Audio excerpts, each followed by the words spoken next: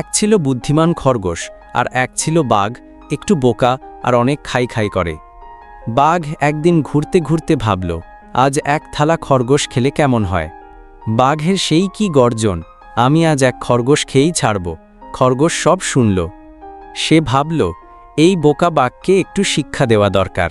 এই বাঘকে যদি বলি আমি রাজা খরগোশ, ও তো ভয়েই পালাবে। খরগোশের চাল।